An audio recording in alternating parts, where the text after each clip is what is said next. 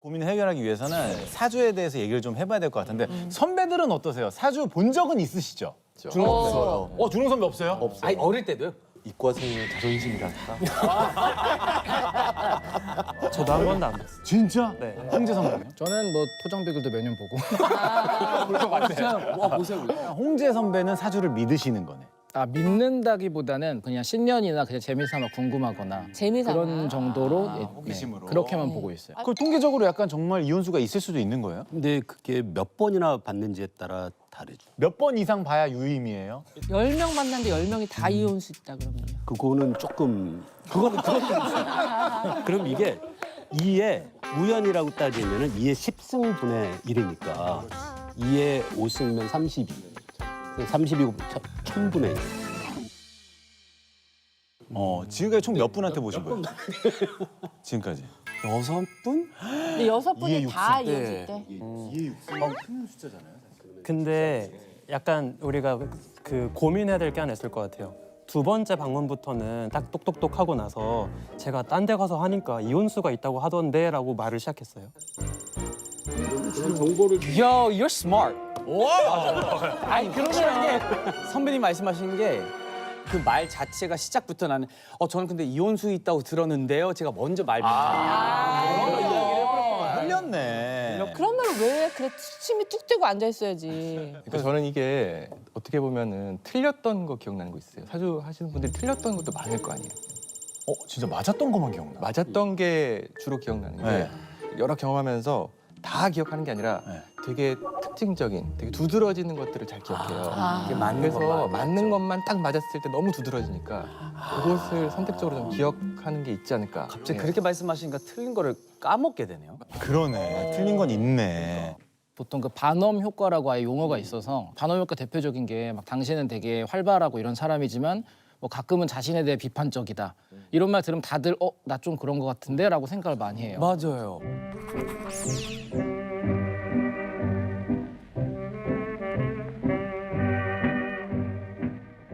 일단 기본적으로 우리 이과 선배들은 다 사주를 안 믿는다예요. 기본적으로는. 아예 이게 생각해 보면 그게 맞을 아무런 근거가 없다고 생각하거든요. 일도 없다? 예. 사주가 자체가 불확실하다. 이게 통계적으로 의미가 있으려면 각각의 사주팔자에 대해서 충분한 데이터가 있으면 그걸 갖고 통계적인 추론을 하는 게 가능한데 우리 그 사주팔자를 처음 만드신 수천 년 전 선조님들이 데이터베이스와 엑셀을 돌렸을 리도 없고 이게 충분한 데이터의 근간에서 리가 없어요. 가도 되지 않나 집에? 아니요, 가지 마세요. 우리 선배들 중에 거의 우리 선배가 너무 지금 고민을 공감을 못 하시니까 전에 뒤에서 이제 우리 선배님들이 하시는 말씀 다 들으셨잖아요. 네. 우리 범준 선배가 아예 부정을 하셨거든요. 네. 이게 사람이 만들어지는 일은 상관없어요. 사주가 자체가 불확실하다.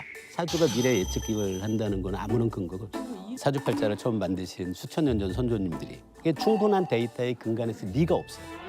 그럼 질문을 하나 해볼게요. 아까 이러이런 사주팔자를 갖고 있는 분들은 이혼수가 있다라고 얘기할 때 네. 그게 어떤 근거로 그런 얘기를 하게 되는 거예요? 가능성이죠. 일단은 그 사람이 태어날 때 동양 철학에서는 목화토금수라는 오행의 에너지를 가지고 태어나게 됩니다. 그러니까 동양 철학에서는 모든 사람을 대자연의 일부로 보는 거죠.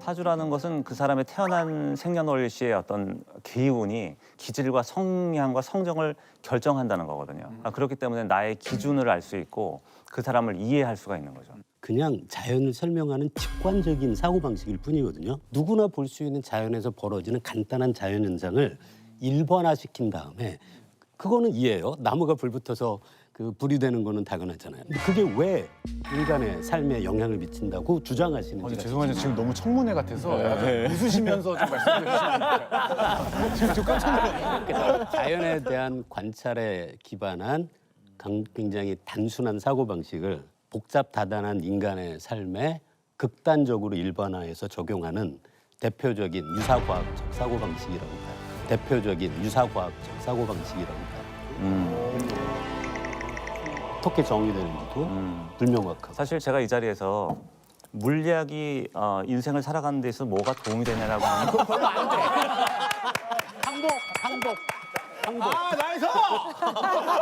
제가 물리학에 대한 어떤 공부의 깊이가 없기 때문이라고 판단하시는 것처럼 운명이나 운에 대한 동양 철학에 대한 어떤 깊이 있는 공부가 안 되지 않았나 이런 생각이 좀 듭니다. 공부하세요. 말씀하시는 걸 들어보니까 그 어떤 사람이 기술하는 것들이 되게 두루뭉실해요. 과학적으로 봤을 때. 뭐 저는 이타성을 연구하기 때문에 누구나 다 이타적인 게 있고 누구나 다 이기적인 면이 있습니다. 그래서 정확하게 얘기하면 사람은 모두 다 조건부 이타주의자예요. 그러니까 어떤 환경에 있을 때 어떻게 이타적이다라는 걸 얘기할 수 있는 거죠. 맞아요. 그러니까 아까 말씀을 들어보니까 브라이 씨에 대해 말씀해 주시는데 그거는 저 얘기인데 그러니까 저도 제 얘기라고 해도 그 얘기는 그러니까. 마치 누구나 눈, 코, 입이 달려있다는 거하고 똑같은 얘기인 것 같아요. 태양의 눈, 코, 입.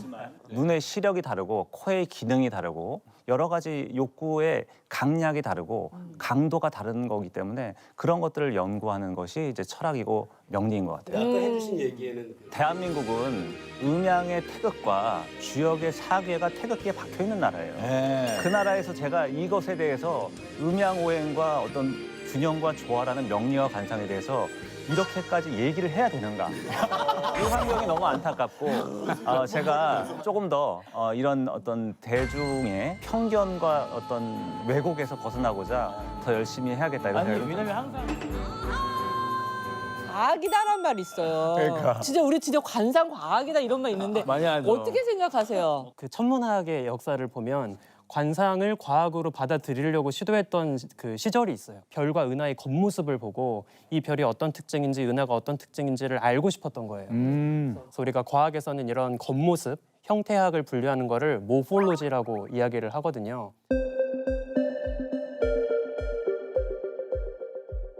그 사람 얼굴 분류하는 것처럼 은하의 모습도 이런 식으로 분류를 해요. 모양만 가지고 분류를 한 건데 소용돌이 친 애들은 더 파랗고 그러네요. 알고 보니 더 어리고 푸른 별들이 많은 거고 동그란 은하는 이제 늙은 별들이 많아서 이제 불그스름하게 보이는 거죠. 고인물이구나. 그러니까 은하를 가지고 관상을 보는 거죠. 싱싱한. 그런데 더 과학이 발전하면서 은하들의 생김새만으로는 은하의 디테일한 모든 거를 판단할 수가 없겠다. 이제 세부적인 요인들이 더 많이 밝혀지게 되는 거죠. 그래서 그러니까 우리가 왜 관상 같은 거를 좋아할까? 또 천문학자들도 왜 저런 은하 모폴로지, 겉모습 보기를 했을까를 생각해 보면 좀 재미있게 표현하자면 우리가 게을러서 그런 것 같아요.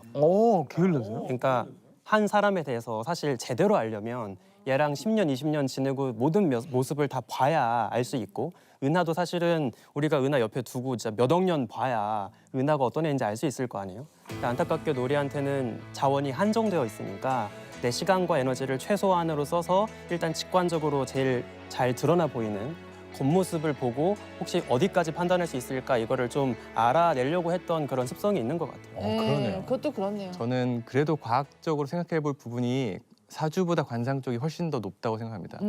관상을 그냥 사진만 보는 게 아니라 아까 여러 가지 움직임이나 눈빛 이런 걸 보신다고 하셨는데 그 저희가 동물 실험에서도 미세하게 근육이 떨리고 눈빛이 흔들리고 하는 것들을 분석하면은 얘가 앞으로 어떤 행동을 하는지에 대한 예측력이 100% 아니지만 어느 정도 있습니다. 아,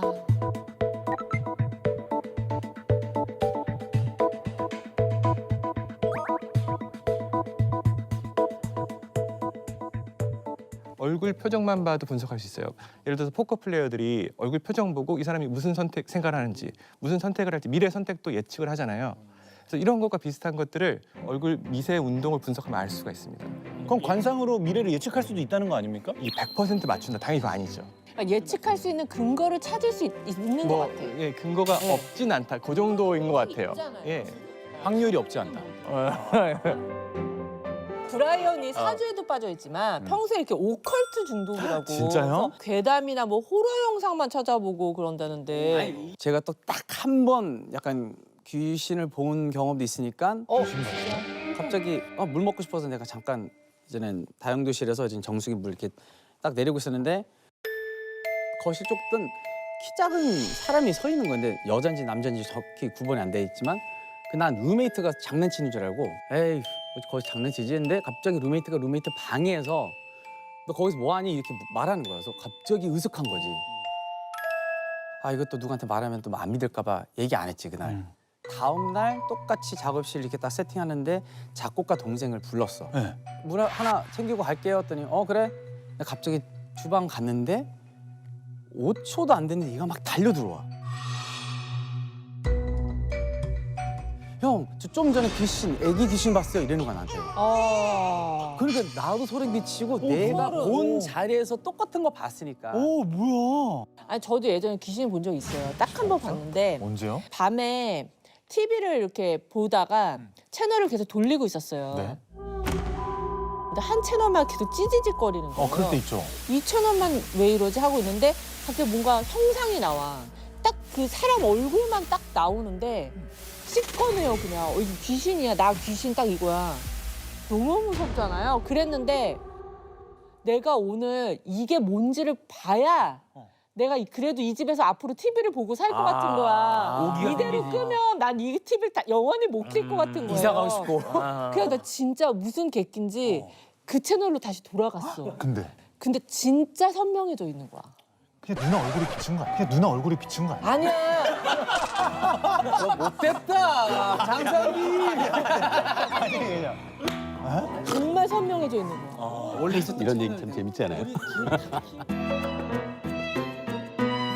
제가 의견 드리면은 우리가 이렇게 보고 듣고 하는 거를 되게 객관적으로 딱 보고 듣는다고 생각하는데 우리가 머릿속으로 하는 생각이 적극적으로 개입해가지고 그걸 해석을 하게 돼요. 선배님 말씀 중에 죄송합니다. 절대로 정확하게 저는 귀신이었어요. 저도 사람이었어요. 그럼 그 채널 가면 다시 있나요? 아니 뭐 그 이후로는 못 봤죠. 근데 왜 귀신이 왜 텔레비전 안에 들어가 있어요? 그건 저도 모르죠. 그 채널명은 기억하세요? 왜 텔레비전에 들어가 있지? 제가 명리를 얘기할 때 느낌이 이런 답답함이었어요. 난 봤는데. 네, 저는 분명히 봤어요. 저는 여기가 이제 상담소잖아요. 예. 근데 브라이언 님이 나는 이혼할 가능성이 있다고 들었는데 그것에 대한 걱정에 대한 얘기를 예. 이제껏 어떤 얘기를 한 것이 있는가. 그러네요.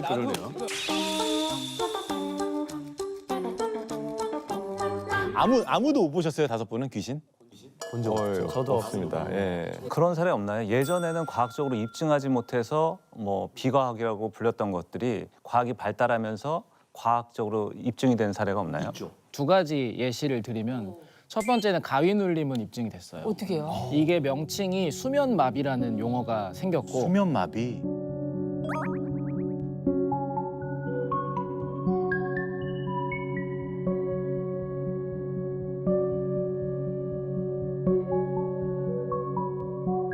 두 번째는 얼마 전에 있던 일인데 그 도깨비불이 왜 생기는 것이냐. 도깨비불이 그 흔히 뭐 늪지나 이런 데서 푸른색 불이 막 타오르는 기현상으로 많이 이야기되는데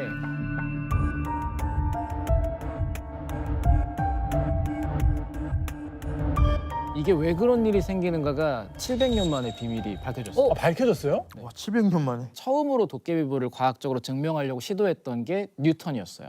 그 다음에도 우리가 뭐 110V, 220V 말할 때 쓰는 뭐 알레산드로 볼타나 이런 유명한 화학자들도 계속 이걸 추론하다가 이제까지 알게 된 거는 이제까지 이게 어떤 연료인지는 알았어요. 왜냐면 유기물이나 식물이나 동물이 썩으면 거기서 메탄가스가 나와요. 근데 얘가 왜 불이 붙을까를 도저히 설명 못 하는 거예요. 근데 이 불이 붙는 게 재밌게도 물방울 때문에 불이 붙는 게 밝혀져요. 우와, 너무 신기해. 네, 물방울이 떨어져서 작은 조각이 될 때 거기서 불꽃이 나오고 이게 점화하기 충분하다라는 거가 이번에 밝혀져서 그래서 늪지대나 이런 물이 고이고 비가 올 때 오히려 이런 게 생기는구나 이렇게 밝혀졌고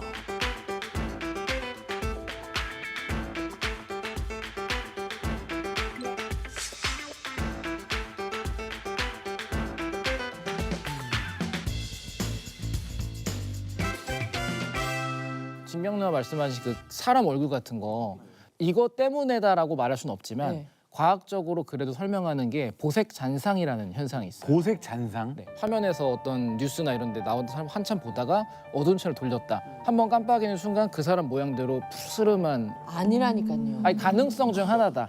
푸르스름하지 않았어요. 선명했습니다. 우리 집에서 본 거는요. 저 아는 그거는 동생이. 너무 신기했어요. 아니 이 반응 좋자 나도. 왜냐면 혼자 본 거는 네. 잘못 볼 수 있어라고 저도 많이 네. 하는데 2명 이상이 보면 그래 그 이상. 그거는 모두가 착각한 거라 말하기 어려워요. 아, 사실. 맞아. 근데 사람들이 그런 자연이나 그런 패턴을 볼 때 우리가 익숙한 모습을 떠올리는 현상, 그걸 파레이돌리아 현상이라고 부르는데요. 그게 사실 굉장히 재밌는 것들이 꽤 많아요. 지금 저 이미지 보셔도 딱 볼 수 있는데요. 딱 봐도 저게 일단 나무잖아요. 근데 우리는 저 모습에서 원숭이를 보는 거예요. 나무. 원숭이 뭐예요? 바나나에도 있네. 네.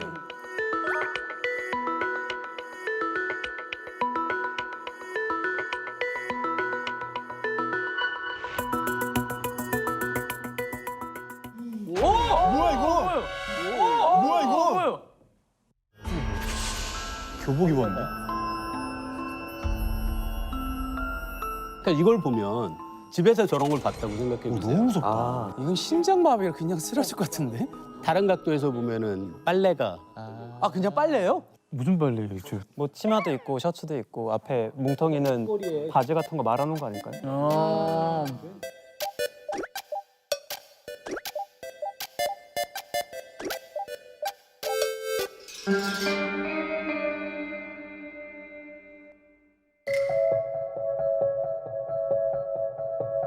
그럼 그런 건 뭘까요? 신병이란 거 있잖아요. 신병. 내가 몸이 너무 아파서 나는 무당이 될 수밖에 없었다. 그 신을 받을 수밖에 없었다. 아 신내림.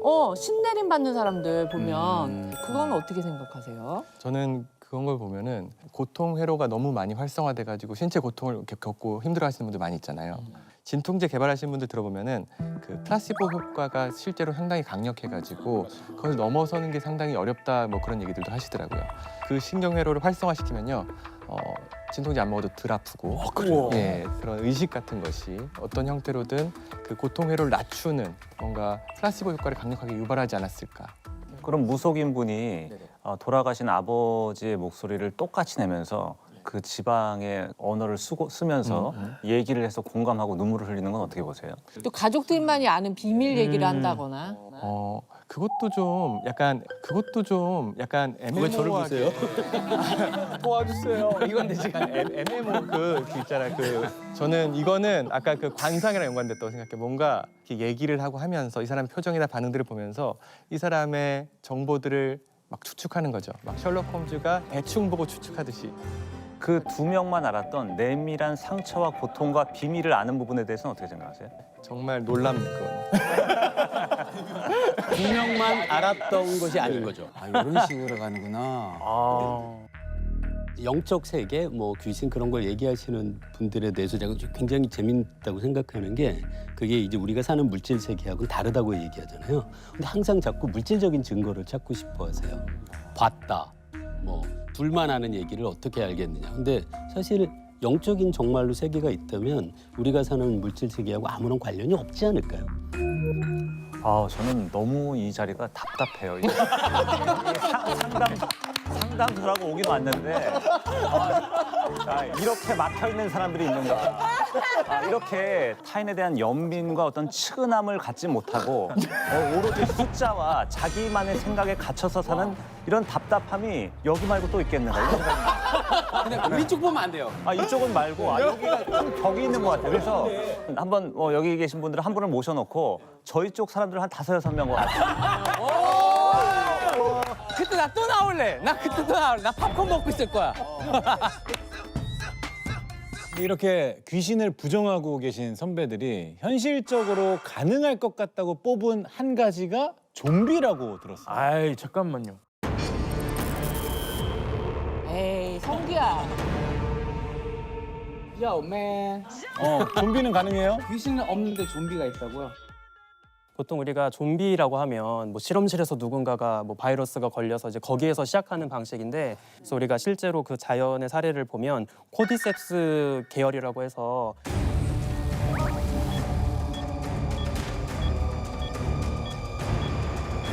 거미나 개미 같은 애들이 감염되면 이제 그 곰팡이가 지시하는 대로 이제 움직여서 마지막에 뭐 곰팡이가 서식하기 좋은 장소에서 이제 죽고 자기는 먹잇감으로 희생되고 이제 이런 방식의 곰팡이가 있어요. 코디셉스가 우리 친숙한 말로 하면 동충하초예요. 아, 동충하초.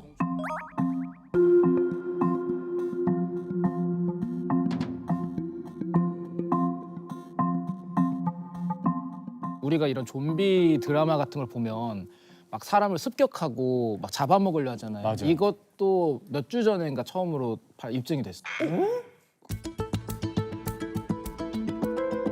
그 동충하초 종류가 곤충한테 들어가면 당이 부족하게 해서 엄청나게 많이 먹고 주변에 있는 걸 다 물고 먹게 만든다라는 거가 나왔어요. 진짜. 이제까지는 사람은 몸이 그래도 체온이 일정하게 있으니까 이런 곰팡이가 들어와도 못 살 거다. 이것 때문에 안전하다고 이야기를 해왔는데 지구 온난화가 되면서 그 곰팡이 종류들이 사는 온도가 높아져서 체온에 거의 많이 따라왔대요. 그래서 정말 절대 불가능하다라고는 할 수 없다고. 사람이 감염되는 그런 게 생긴다면 우리도 그렇게 될 수도 있다. 그리고 유명한 게 그 톡소포자충이라고 하는 그게 뭐예요? 감염충인데 보통 고양이들이 감염이 돼요. 근데 얘가 고양이 몸에 있다가 쥐한테 옮겨갈 수가 있거든요. 쥐가 얘가 들어가면은 고양이한테 대한 그 공격성이 늘어나고 전혀 공포를 안 느껴요.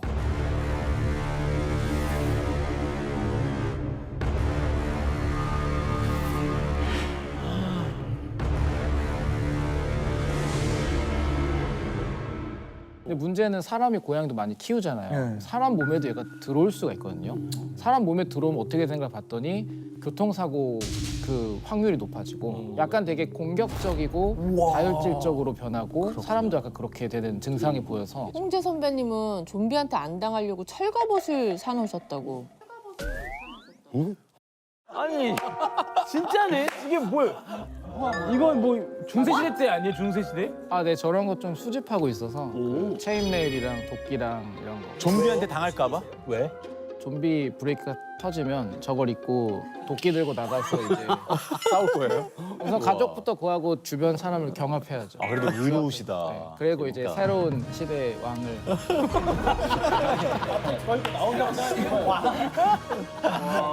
히어로다, 히어로. 근데 홍재 선배님은 진짜 어떤 선배님인지 항상 너무 너무 궁금해요. 지금 누가 봐도 이 중에서 가장 무속인 같은 느낌이 있어요.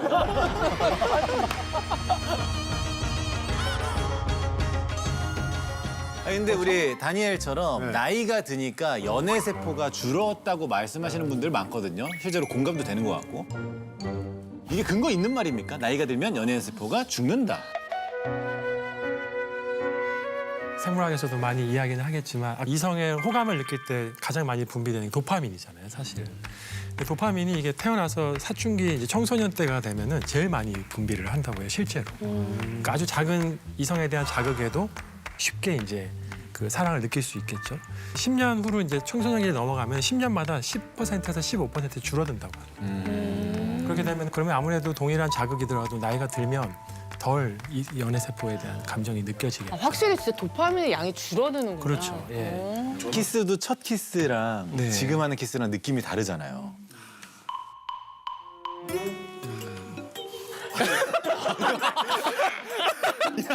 아니 근데 왜 다들 가만 계세요? 진짜 모두 귀신같이 다 가만히 멈춰 있었어요. 다 집에 가신 줄 알았어요?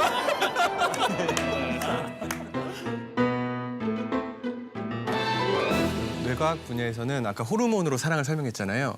이것도 호르몬으로 설명을 해요. 그러니까 20대에 비해서 40대로 가면 아무래도 이 성호르몬도 좀씩 줄어들게 됩니다, 평균적으로. 맞죠. 그래서 초기 끌림이 떨어질 수밖에 없다. 일단 이게 어느 정도 있고요. 또 이제 도파민 보상회로의 핵심은 이제 기대와 보상의 차이가 중요하잖아요. 이제 여러 번 경험하면서 새로움이 사라지는 거죠. 20대 때 처음 사랑할 때는 다 새롭잖아요, 이 사람들. 맞아요. 그렇죠. 근데 지금은 어느 정도 그 흐름이 예측이 되고 하기 때문에 맞아요. 그것 때문에 도파민 보상회로가 충분히 활성이 안 되는 거예요. 도파민 내성이 생기는 그런 걸 봐야 돼요. 그래도 도파민이 계속 그 가능한 게 기대 수준이 낮아져요. 아니, 그냥 하소연지가 그만하세요. 아니 지금 얘기 들으면 그렇잖아요. 근데 도파민 보상회로가 작동하는 게 예상했던 것보다 그 실제 자극의 강도가 강하면은 도파민 회로가 활성화잖아요. 알겠어요. 그럼 똑같은 자극인데 이걸 활성화시키는 방법은 기대를 낮추는 거예요. 선배 다음 주부터 이혼 숙력 캠프. 아니 왜 여기 가셔가지고 지금 이렇게.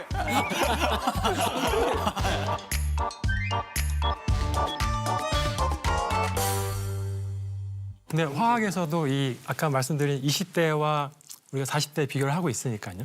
그때의 그 사랑을 아까 잠깐 말했던 화학 결합으로 이렇게 농담처럼 얘기하는 게 있어요. 그래서 제가 잠깐 뭐 하나 준비해 왔는데 준비된. 잘 깨차려고 노력 많이 하시네. 아 역시 야망남이야. 화학 결합에는 종류가 여러 가지가 있어요. 여러 가지가 있는데 가장 흔한 것이 바로 이제 이 공유 결합이라는 결합이 제일 흔한 결합이에요. 보면은 원자가 두 개가 있죠. 이 가운데 원자 핵이에요. 원자 핵 주변에 전자가 있거든요. 가장 바깥쪽에 있는 전자가 전자를 하나씩 주고 전자 두 개를 가지고 결합을 만들어요. 그래서 우리가 이거를 전자를 하나씩 내어줬다, 함께 공유했다고 해서 공유 결합이라고. 그 다음에 결합이 이제 보면은 하나씩 주는 게 아니고 이번에는 A라고 하는 원자는 전자를 두 개나 가지고 있고요. B라고 하는 원자는 줄 전자가 없어요. 그래서 두 개를 통째로 다 주는 결합이 있는 거예요. 이걸 배위 결합이라고 해요. 좀 헌신적이네. 그렇죠. 그래서 이제 농담으로 이제 화학과 학생들이 하는 말이 20대 때는 너무 좋으면 조건이고 뭐고 없이 다 주고 싶잖아요. 배위 결합. 없어도 배위 결합이죠. 근데 화학에서 보면 둘 중에 어느 결합이 더 강할 것 같아요? 야, 저는 저기 배위 결합. 배위 결합. 배위가 셀 것 같아. 역시 아직도 연애 세포가 활발하신 분들. 그래요? 실제로 화학에서는 공유 결합이 제일 강한 결합.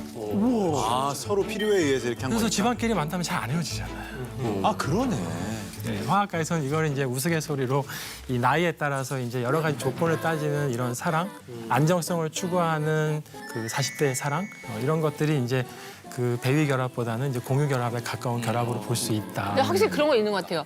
그 열정이 끝나면은 아무것도 없을 때는 정말 헤어지기 쉬울 것 같은데 열정이 끝났는데 뭔가 비슷한 뭐 조건이라던가 집안이 남아 있어. 그럼 살아갈 확률은 더 높아질 것 같긴 해요. 그럴 수 있을 것 네. 같아요. 저런 종류의 설명을 보통 생리적인 설명이라고 한다면 진화적인 설명으로 얘기한다면 번식 가치가 떨어져. 번식 가치가 떨어져.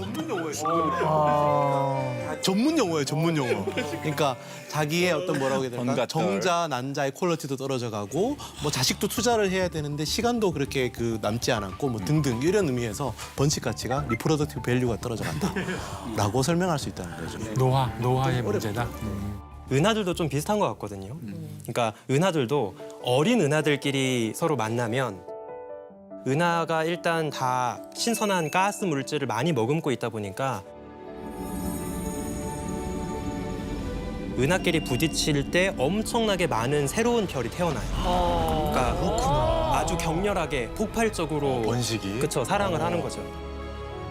은하들이 다 나이를 먹으면 이미 다 자기가 품고 있던 가스를 쓴 상태이기 때문에 이제 은하끼리 부딪히면 더 이상 새로운 별이 잘 만들어지지 않아요. 번식 가치가 떨어진 거고. 그래서 우리가 그 신선한 가스를 많이 품고 있는 애들끼리 부딪힐 때를 웻 머저, 축축한 충돌, 그리고 그 다 가스를 써버린 그 나이 많은 은하들끼리 부딪힐 때를 드라이 머저, 네, 건조한 머저라고 하거든요. 그러니까 은하들도 실제 천문학자들이 보는 것처럼 은하의 나이가 많아지면 그들의 만남과 사랑도 약간 좀 드라이하게 변하는 것 같다는 생각이 들었어요.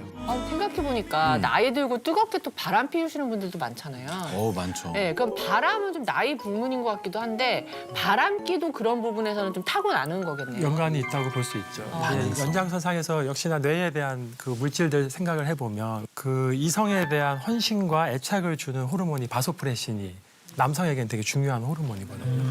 또 하나 이렇게 충동을 억제하는 호르몬도 있어요. 세로토닌이라고. 또 이것이 부족하면은 충동적으로 행동을 할 수 있기 때문에. 근데 누군가 그 호르몬이 양이 적거나 민감도가 낮다면 다양한 이성을 짧게 만나서 느껴지는 그 호감에만 집중을 하게 되겠죠. 그러면 아무래도 바람을 많이 핀다 이런 말이 있고. 그럼 바람을 피는 유전자가 있고 안 피는 유전자에 덜 피는 대한 유전자가 요인도 있어요? 있습니다. 연구 결과를 보면 DRD4라는 유전자가 있대요.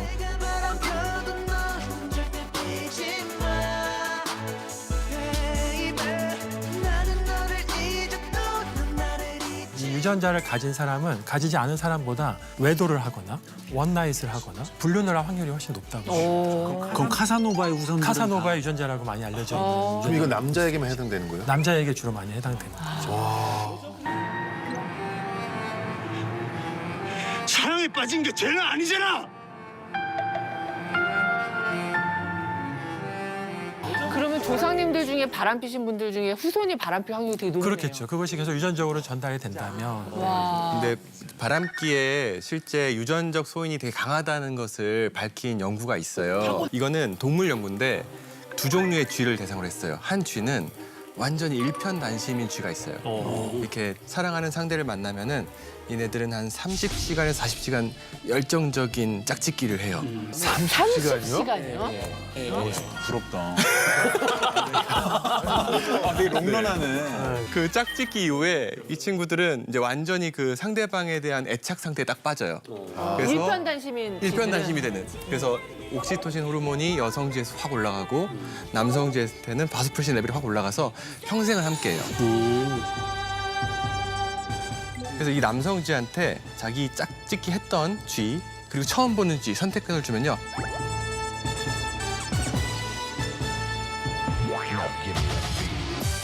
항상 짝짓기 했던 애를 선택합니다. 대단히 명관이다. 이 반대되는 쥐가 있어요. 그 몬타나 지역에 사는 이 쥐는 짝짓기 했던 안 했던 여성만 보이면은 그냥 오는 여자 안 맞고 가는 여자 안 붙잡고. 카사노바 쥐네요. 카사노바 쥐라고 할 수 있죠. 그래서 이 쥐들을 분석해봤더니 도파민 보상회로 영역에 바소프레신에 대한 수용체가 적게 발현돼 있어요.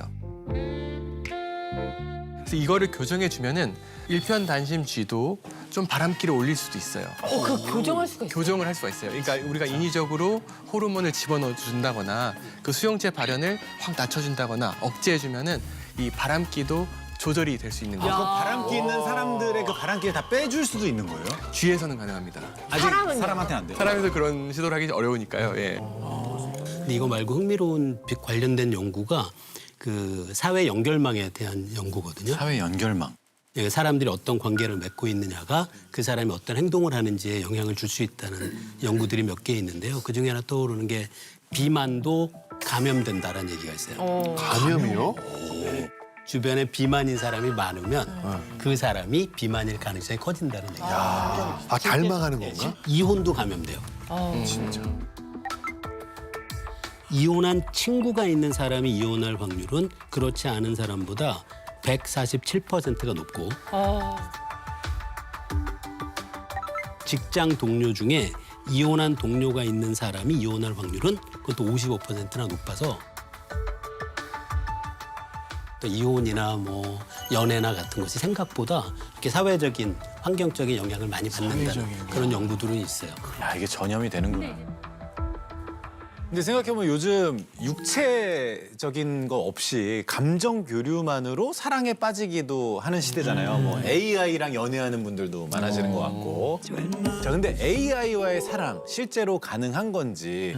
가능하죠. 당연히 불가능하지 않죠. 일단은 뭐 도파민 보상회로가 활성화될 수 있느냐 했을 때 당연히 활성화될 수가 있죠. 뭐 새로움도 느끼고 그에 좋은 감정을 느끼면은 가능한데 선배님 그 AI는 아까 선배님이 말한 것처럼 도파민의 기대치? 그거에 완전 부합되지 않잖아요. 얘는 학습을 시키는 거니까 예상 범위 안에만 있잖아요. 그러니까 변수가 없잖아요. 이 친구. 근데 최근 AI랑 대화를 해보면요. 이게 진짜 사람인지 구분이 안 갈 정도입니다. 그래서 정말 그래요? 센스 있게 말도 해주고 우리 예상을 뛰어넘는 그래요? 보상을 줄 수는 있어요. 그래서 사랑이 빠지는 게 실제로 있어, 진짜.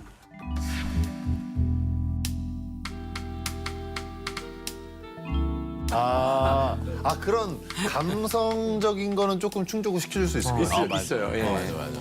그래서 AI에 대해서 우리가 가져야 될 생각은 그 내부에 감정이 있는지 없는지는 묻지 않더라도 AI를 우리가 우리처럼 감정을 갖고 있는 존재로 수용하고 받아들일 수 있느냐가 더 중요하다고 생각하는데요. 그게 생각보다 우리가 갖고 있는 장벽이 높지 않을 거예요. 그러니까 지금도 이미 AI하고 대화를 나누면서 그 상대가 나를 감정적인 존재로 대해주고 나를 위안을 주고 하는 것들이 이미 벌어지고 있잖아요. 근데 인간이 그렇게 어리석나? 그럼요. 제가 최근에 들었던 뉴스 중에 끔찍했던 게 미국에서 14살짜리 소년이 자기가 AI와 대화를 하다가 이게 공감도 해주고 위로도 해주고 하다가 얘가 물어본 거예요.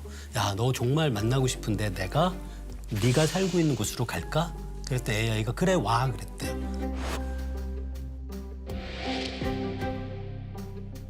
그 자살을 했어요.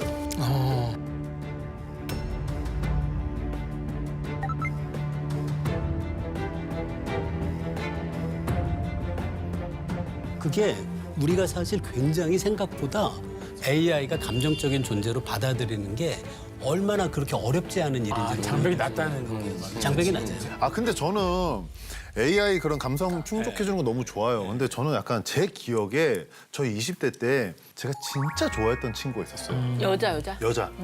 그때 이제 어쨌든 만나잖아요. 뭐 밥을 먹든 커피를 먹든. 그러면 그 친구가 저를 볼 때 이렇게 웃는 모습이 저는 아직도 기억에 나요. 맞아. 근데 AI는 그런 웃음이 아니잖아요. 웃음을 따라할 수는 볼 있지만 수가 없잖아. 내가 딱 이 사람을 만났을 때 나오는 웃음이 그거는 사람만 할 수 있잖아요. 근데 여기 빠져있는 친구 얘기 들어오면 실제로 본 적은 없지만 이렇게 대화 나눴을 때 이 AI의 얼굴을 자기가 상상을 하는데 그래서 인격적으로 느껴지는 거야. 인격적으로 느끼고 실제로 자기만의 상이 있어. 그럴 수 있다는 거야. 창의적으로 내가 원하는 얼굴을 만들어서 상상할 수 있다. 그래서 오히려 열려 있다는 거지. 그래서 제일 사랑스러운 얼굴을 상상하면서 대화한다는 거야. 그리고 요즘 AI가 웃음이 인간 웃음이랑 똑같아. 약간 이런, 그러니까 하하하 이게 아니고 이런 것도 된다는 거야. 아니 그 무슨 말인지 아시죠? 너 AI 아니야? 그러니까 무슨 말인지 알죠? 그러니까 인간이 약간 뭐 웃을 이런 거 있잖아요. 그런 게 실현이 되니까 사람이 거기서 또 이렇게 스며든다는 얘기죠.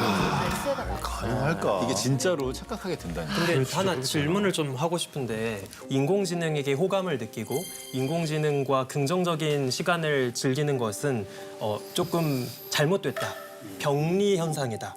라고 여기는 정서가 사실 좀 깔려있는 이야기인 것 같거든요. 그런 것 같아요. 근데 제가 반대로 물어보고 싶어요. 인공지능은 큰 범주로 보면 그냥 비인간 주체예요. 네. 그럼 비인간 주체의 사랑을 느끼고 호감을 느끼는 것이 잘못된 건가요? 그러네.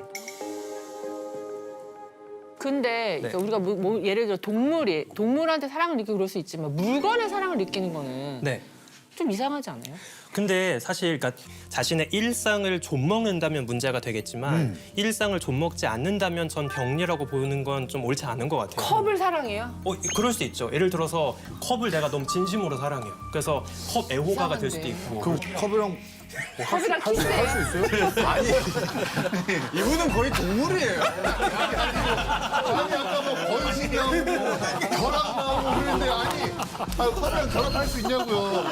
그런 게 아니고 제가 왕게임까지 안 말할게요. 결합할 수 있어요 컵이랑? 우리가 아니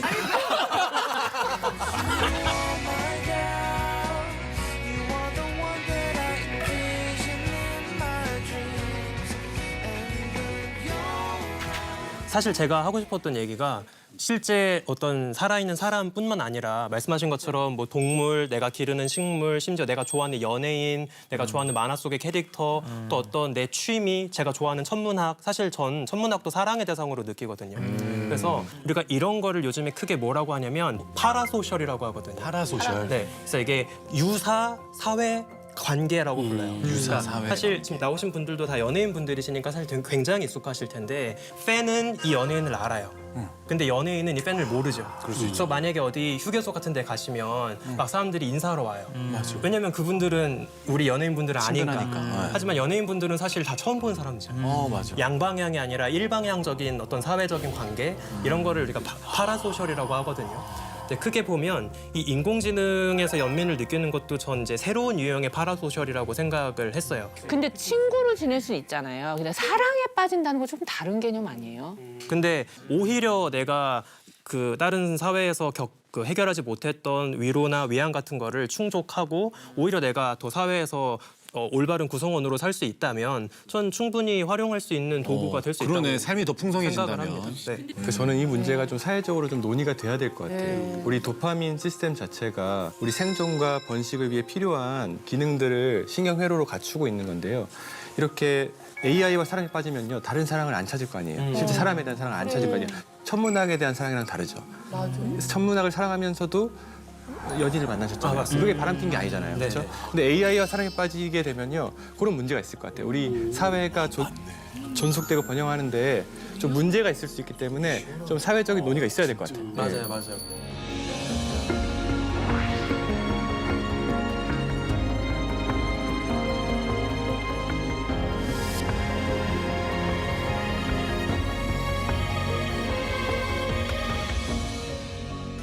누나는 이렇게 상처받는 말 들을 수도 있잖아요, 술자리에서. 어떻게 그러면 대처를 하세요? 그럼 술 취해서 하는 얘기는 나 정말 신경 안 써. 나 되게 관대해. 취했잖아 다. 그래요? 그 이해해 주시는구나. 이해하는 게 아니라 너무 재밌어 그냥. 오히려 제정신에 상처 주면 그게 상처지만 술 먹고 얘기하는 거에는 그렇게 상처 안 받는 근데 편이야. 반대로 저는 술 마시고 취해서 이성의 끈을 놓고 하는 얘기들이 평소에 얘가 갖고 있는 생각. 그쵸, 라고 진실. 생각하고 또 어떤 바닥이라고 생각하거든요. 그 인성이다. 나도 약간 이런 주의이긴 해요. 근데 그게 그렇게 생각할 필요가 없는 게 좀 알딸딸한 상태면 그게 이제 릴렉스돼서 정말 본심이 나올 수 있지만 조금 많이 가면 그때는 취한 거야 그냥. 우리가 술을 마시면 술에 있는 결국 에탄올이 우리 몸 전체적으로 작동을 할 수가 있는데 그래서 많이 영향을 받는 부분이 뭐냐면은 예를 들어 전두엽 같은 부분이 우리가 이성적인 사고라고 판단하고 그런 부분이 그런 역할을 하게 되는데 그중에 억제하는 부분들을 강화시켜요. 그 부분이 살짝 억제되면서 조금 더 본능에 가까운 행동들이 많이 나올 수 있어요. 아, 전두엽. 그래서 치중 진담이 아예 틀린 말은 아니다. 그렇게 생각합니다. 근데 취중 진담은 확실하게 있다라고 보통 과학계에서는 말을 하고요. 그렇구나. 술이라는 이 화학적인 물질 자체가 우리 몸에서 뇌나 신경에 작용을 하는데 이거랑 같은 곳에 작용하는 물질들 우리가 자백제라고 불러요. 자백제? 영화 보면은 주사 같은 거 놓으면 거짓말 못하고 막 하는 거 있잖아요. 실제로 있어요, 이런 약들이. 근데 못 쓰게 돼 있는 것 뿐이고 술도 이거랑 같은 방식으로 뭐 가바라고 부르는 곳에 작용을 해서 점점 이제 몸을 풀어지게 하는데 그래서 뭐 아일랜드 공화국 이런 데는 그 내부 지침서에 술을 먹거나 이 술자리에서 자기도 모르게 비밀을 실토할 수가 있기 때문에 주의해라. 이런 것들이 지침으로 남겨져 있고요. 그렇구나.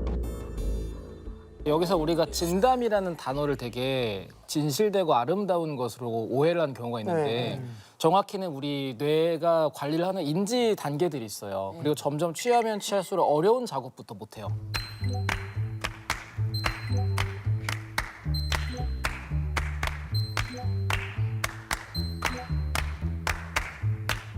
예를 들어 술이 좀 들어가면 뭐 구구단을 내자 게임을 해도 막 평소랑 되게 틀린다거나. 맞아요. 근데 거짓말을 만들어내거나 이 가면을 쓰는 그런 거 자체가 굉장히 어려운 작업이에요.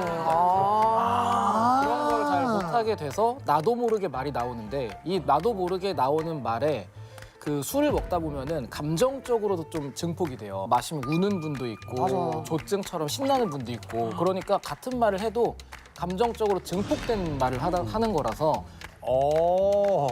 내가 이 말을 꼭 담아뒀다가 나중에 말해야지라고 했던 말이 아닌 더 심하게 나오는 경우도 많아요. 과하게.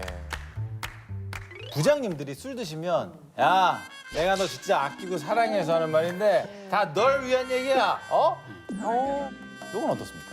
근데 상사분이 말하는 뭐 오해하지 말고 들어 이거는 저는 아는 거예요. 이걸 분명 오해할 거고 나는 좋은 맞아. 말 할 생각이 없다. 그 말을 꺼낸 것 자체가 나는 지금 기분이 나쁘고 너한테 쏟아 부을 거니까 그래서 그런 말하는 분들의 말은 그렇게 진담이라고 보기는 조금 감정 쓰레기통으로 쓴 게 아닌가. 역시 안 듣길 잘했어. 맞아요. 생각해보면 술자리에서 나 너 사랑해서 하는 말이야 맞아. 했던 선배들이 나중에 챙겨주는 경우가 잘 없어요. 거의 없어요. 누가 이제 사랑해서 하는 소리 하기 시작하면 술 깨고 얘기하시죠. 멋있다.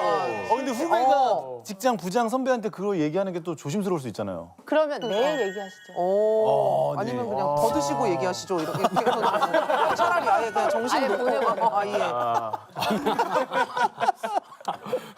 이게 맨정신으로 그런 얘기를 듣기가 힘들 때가 많아서 그 예전에 이제 좀 제가 또 특정 분들한테 인기가 좀 있었어요. 남자분들한테. 너 너무 섹시하다. 너한테 자꾸 나쁜 마음이 든다. 이래놓고서 다음날 연락을 하면 차단이 돼 있어요. 다음날 차단, 그러니까 계속 일이 안 지워지는 거예요. 그래서 진짜 나쁜 마음을 먹었던 건가? 뭐 어떤 마음으로 나를 그러니까 치려고 했던 건지 뭔지를 그 나쁜 마음이 다양한 마음이 있을 수 있어요. 그치 그냥 뭐 뻑치기를 할 수도 있고 뭔가 의도를 모르겠는 무슨 심리야? 모르겠어요. 저기 남자잖아요. 저 얘기 좀 해봐. 무슨 심리야? 나단이가 알잖아요. 나단이가 얘기해봐요. 그래서 술을 마시면 앞에 있는 사람을 더 매력적으로 느끼게 하는 그런 그 비어 고글 효과인가 이런 게 있잖아요. 무슨 효과요? 비어 고글. 비어 고글.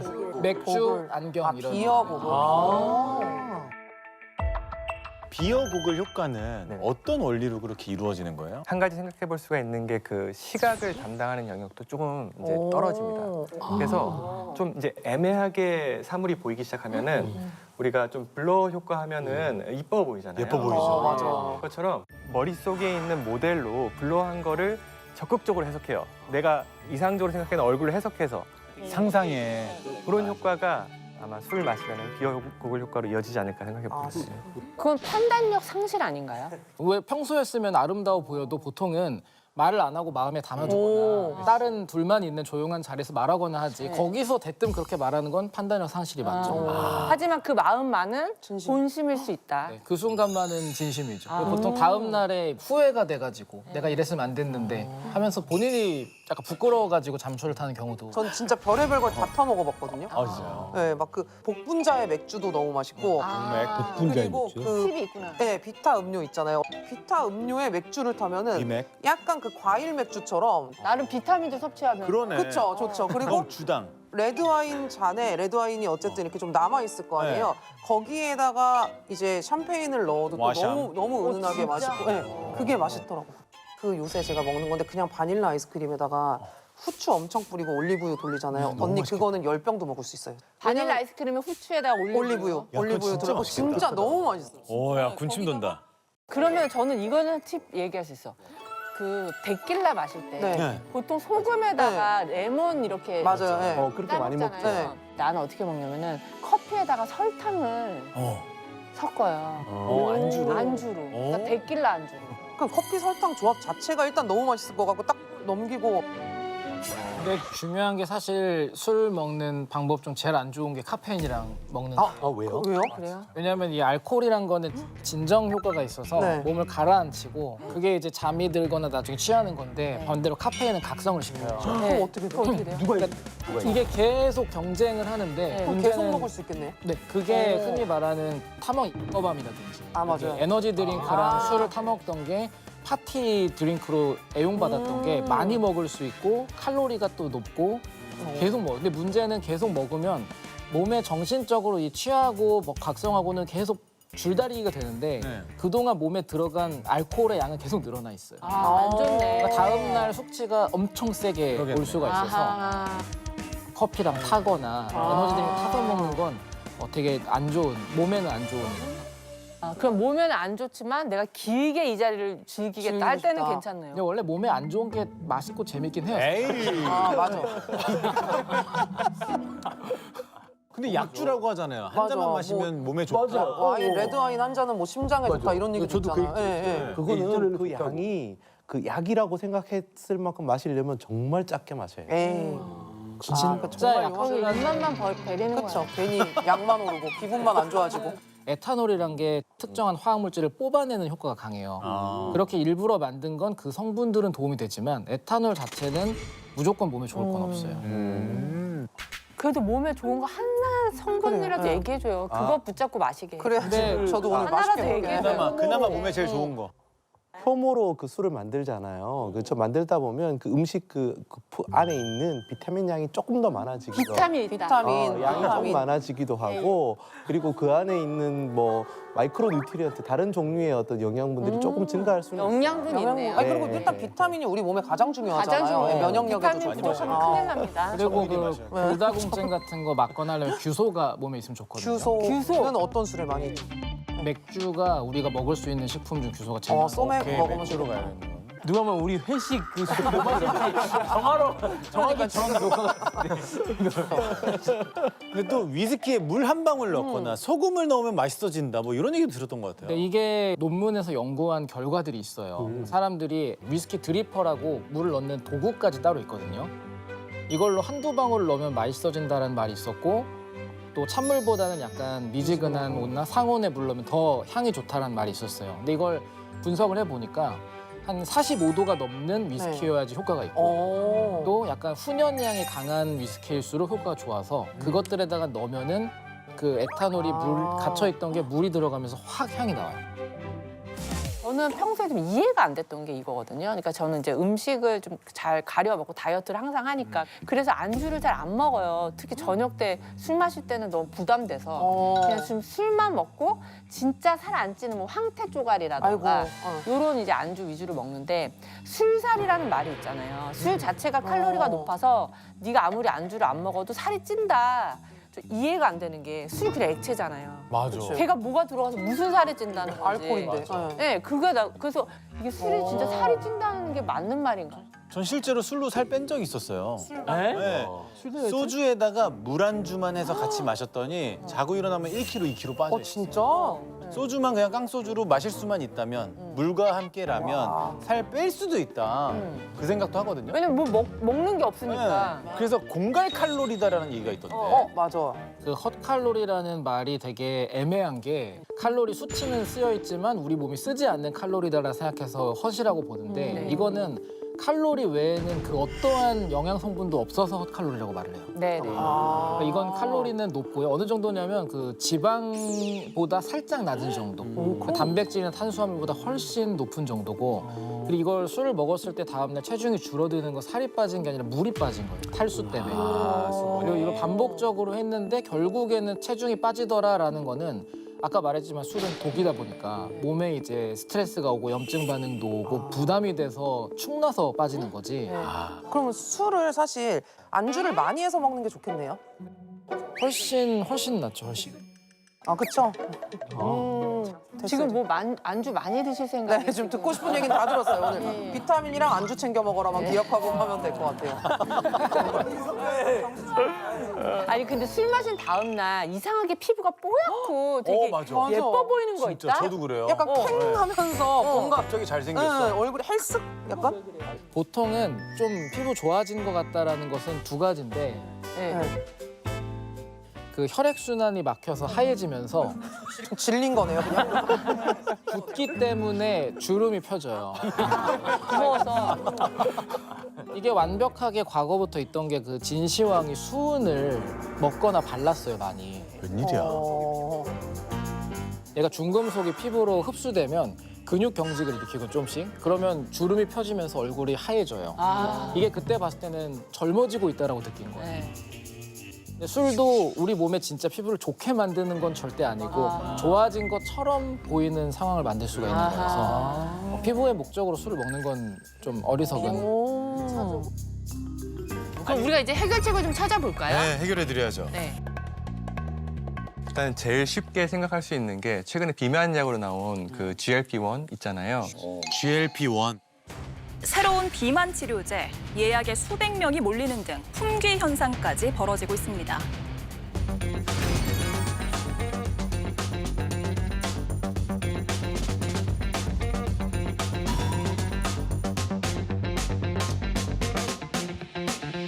GLP-1 유사체가 위장 운동을 좀 느리게 해주기도 해요.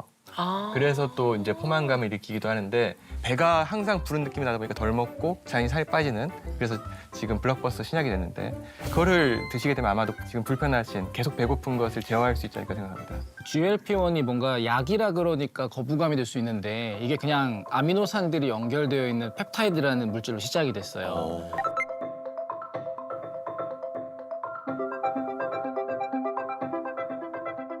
원래는 그 당뇨 치료제로 당뇨병 환자들을 치료하다 보니까 이상한 부작용이 보이는데 자꾸 환자들이 살이 빠져요.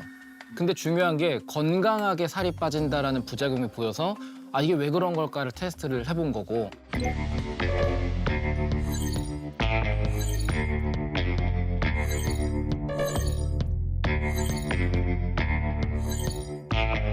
그래서 초기 모델은 우리 그냥 GLP-1 먹거나 넣으면 될 것 같지만 2분 내로 몸에서 분해가 돼버려요. 그래서 얘를 약간 화학적으로 구조를 바꿔서 점점 오래 효과를 보일 수 있게 한 게 그 다음 모델들로 이제 제품명으로 출시가 되는 거고. 아, 그럼 GLP-1은 한번 시도해 보셔도 괜찮겠네요. 근데 저도 이걸 한번 권장드린 이유가 지금 고민사항은 이 너무 많이 먹고 배고픔을 느끼고 이런 것들에 불편함을 느낀다기 때문에 만약 GLP-1을 해도 똑같은 식으로 된다면 이거는 뭔가 뇌 쪽에 시상하부란 데서 이제 포만감을 느끼는데 아 이쪽이 나는 남들과 다른 게 있구나 알 수가 있는 거고 만약에 GLP-1 종류를 했는데 포만감을 느끼고 그런다. 뇌나 포만감 문제가 아니라 습관이거나 아니면 체질 문제이기 때문에 다른 식으로 접근할 수가 있어서 이걸 장기간 해보는 게 아니라 그냥 한 번 정도 나를 테스트하기 위해서 한번 시도해보겠다 이런 정도로는 해보실 수 있을 것 같아요. 사실 그래서 근데 GLP 같은 경우에도 우리가 식성으로 해결하지 못하는 거를 비만의 문제를 해결하려고 하는 거잖아요. 가지고 미국이나 외국에서도 고민들이 좀 있대요. 그래서 GLP를 통해 사람들이 살은 빠졌는데 GLP 얼굴이라는 게 있대요. 그냥 굶어서 쾌한 얼굴. 그냥 안 먹으니까. 맞아. 헐리우드 배우들 중에도 윗땡땡 얼굴 있더라고. 그렇죠.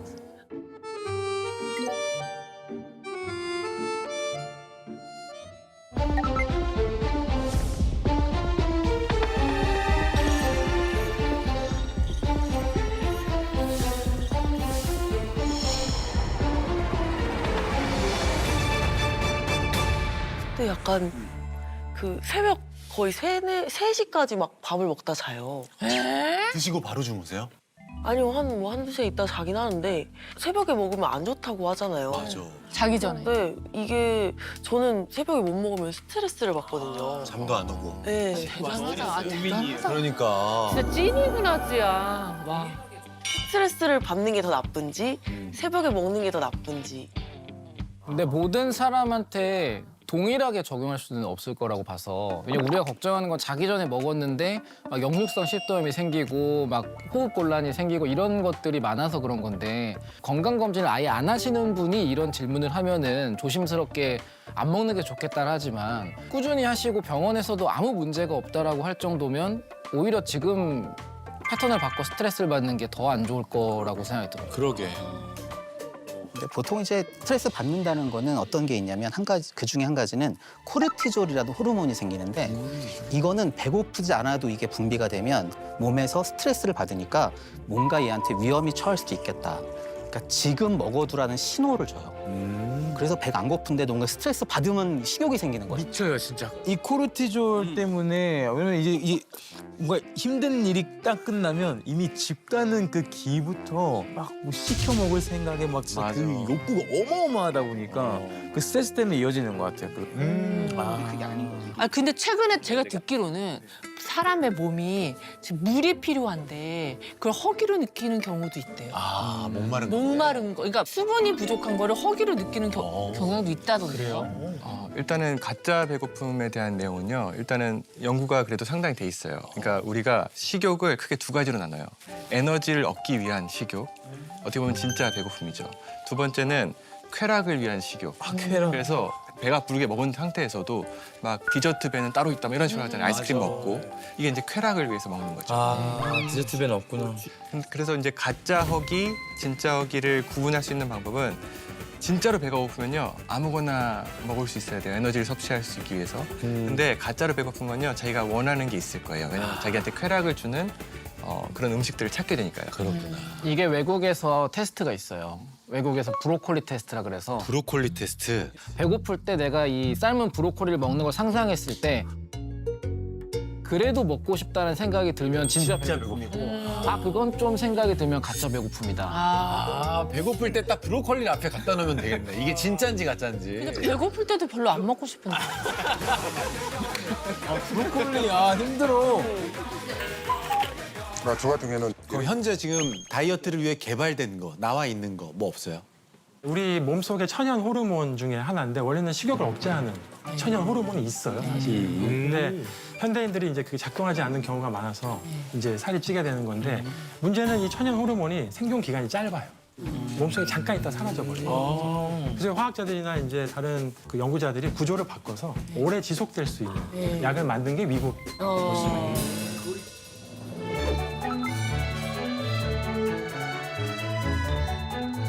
제가 아는 재밌는 다이어트 살 빼는 기술이요.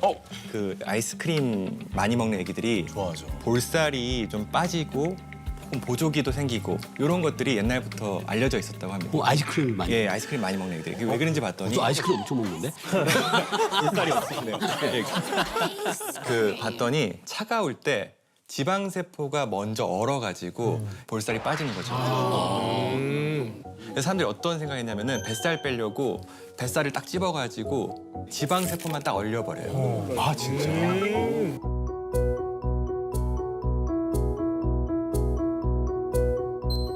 그래서 지방 세포들이 사멸하면서 한두 달 지나면 이제 살이 쫙 빠지는.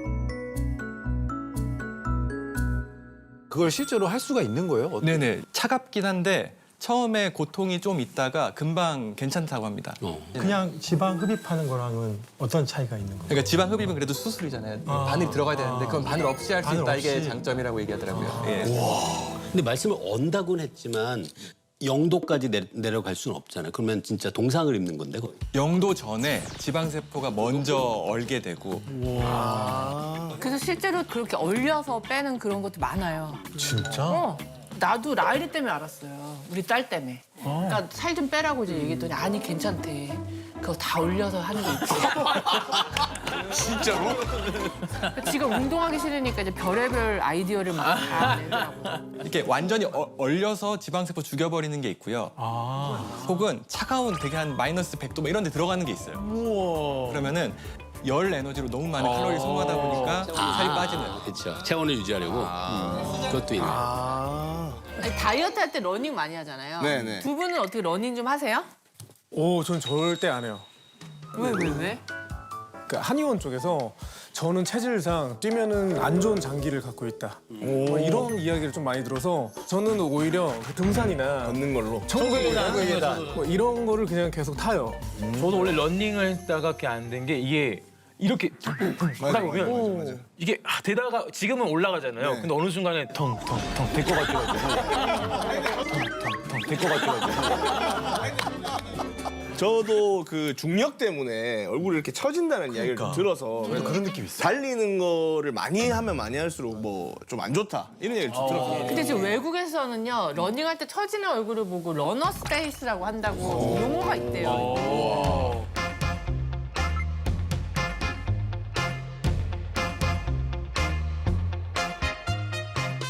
확실히 러닝을 하면서 얼굴이 처지는 건지 늙는다는 말도 있거든요. 운동을 많이 하면. 조금 생각해 볼 수는 있을 것 같은데요. 예, 오래 장거리를 달리면은 당연히 몸에서 소비하는 그 에너지가 많이 필요하니까 우리 몸에 지방이 줄어들고요. 그리고 밖에서 뛰다 보면 자외선 때문에 콜라겐이 줄어들고요.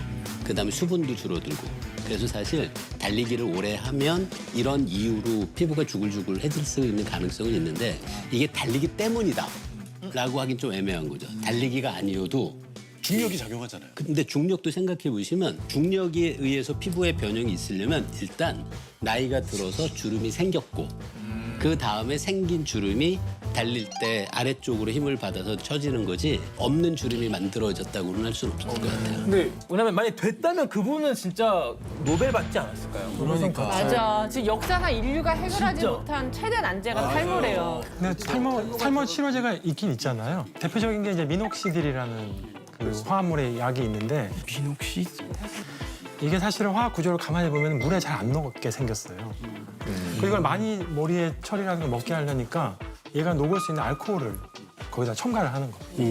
이 알코올 처리한 거를 머리에다가 바르면 피부에 자극이 오잖아요. 그래서 최근에 이제 한 연구 결과에 따르면 설탕 대체 해준 제로 슈가에 들어가는 그 스테비아라고 하는 물질이 있는데 물에다가 스테비아를 넣고 미녹시딜을 넣으면 18배나 많이 녹는다고 합니다. 그래서 실제 쥐의 배인가요? 등인가를 털 실험을 했는데 털이 빼곡하게 잘한 거죠. 진짜? 잘한 거죠. 진짜? 나단이. 너무 좋아. 나단이 됐다. 설탕하고 아니 직접 아니야 설탕. 야 오늘 마트 가가지고 장을 많이 봐야 되겠네. 스테비아.